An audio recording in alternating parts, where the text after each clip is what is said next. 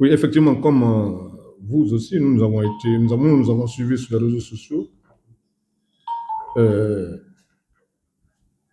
la convocation de cette assemblée à la bourse du travail. Dans le même message, quand nous avons appris que c'était une assemblée au cours de laquelle une décision devait être prise pour déclencher une grève, nous, d'ailleurs, comme on n'a pas été associés, parce que vous savez, nous étions, je mets au passé maintenant, nous étions à l'intersyndical. Toute décision qui doit être prise, n'est-ce pas, au niveau de l'intersyndical, doit l'être, n'est-ce pas, avec l'effectivité de toutes les parties. Donc, nous avons suivi sur les réseaux sociaux que cette assemblée devait se tenir. On n'a pas été informé, ni de près ni de loin. Donc, on ne s'est pas intéressé. On n'a pas répondu à l'appel.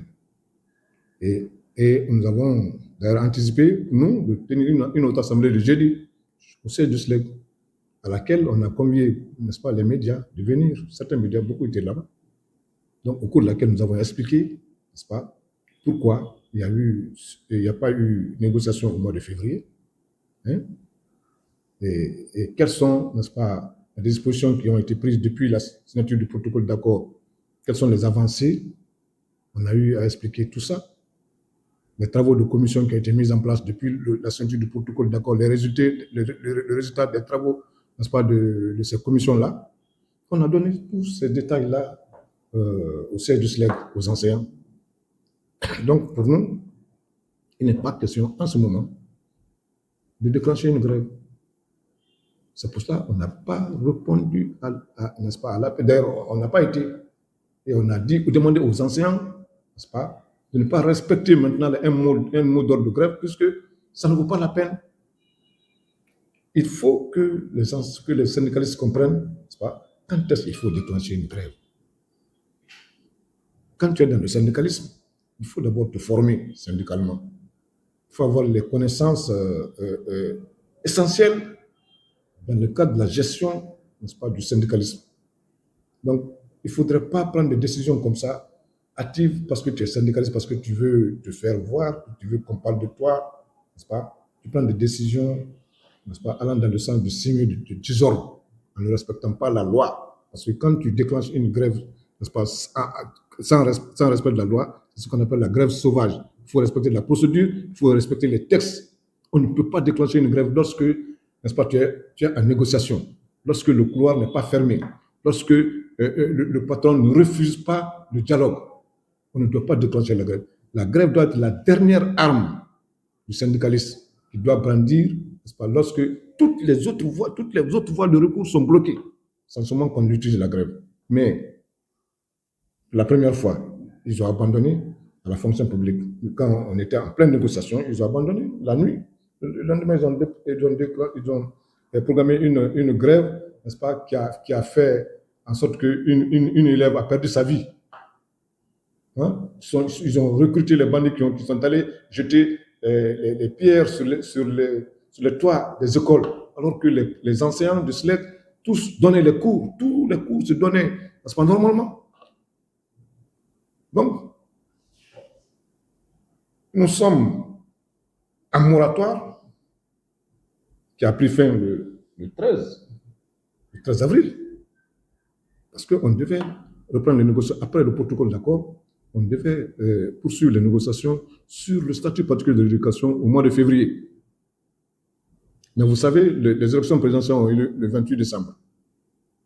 Donc, en février, on devait reprendre les négociations.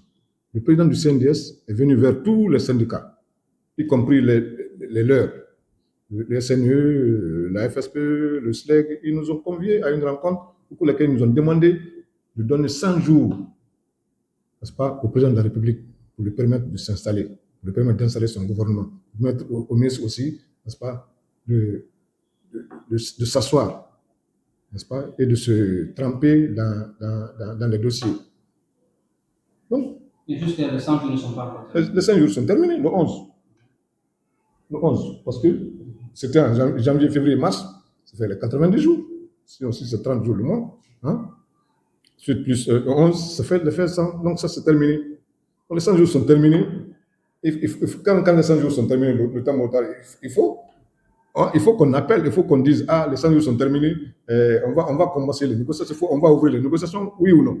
Mais bien avant qu'eux ils ne tiennent leur assemblée pour programmer, n'est-ce pas, le déclenchement de la grève, le CNDS, n'est-ce pas, à travers son président, a convié toutes les parties à une réunion là-bas, donc pour la mise en place des commissions pour l'exécution correcte du contenu de tous ces protocoles d'accord qui ne sont pas encore appliqués. Donc, le CNDS, qui est l'organe, vous savez, qui est chargé de la médiation entre les parties en conflit, après cette disposition-là, les commissions, n'est-ce pas, sont relancées pour être opérationnelles conformément au protocole d'accord. Quand le protocole a été signé aussi, mais tout ce qui devait être payé, n'est-ce pas, à la fin du mois de février avait été payé. Donc, il n'y a pas de blocage.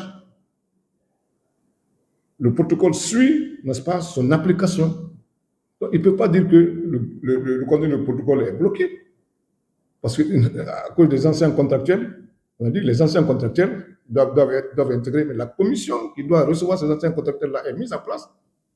Donc, est-ce que, c'est pas pour vous interrompre, est-ce que alors le fait de dire cette décision, cette exclusion annoncée par le SNE et la FSPE, est-ce que vous pensez qu'ils ont l'autorité de vous SLEC, de vous exclure C'est nous qui avons créé l'intersyndicat de l'éducation. Ils ne peuvent pas nous exclure. Le moment là, c'est nous qui l'avons commencé. C'est le SLEC qui a commencé, on les a fait appel pour qu'ensemble nous puissions rédiger n'est-ce pas, une plateforme revendicative qu'on a déposée au gouvernement.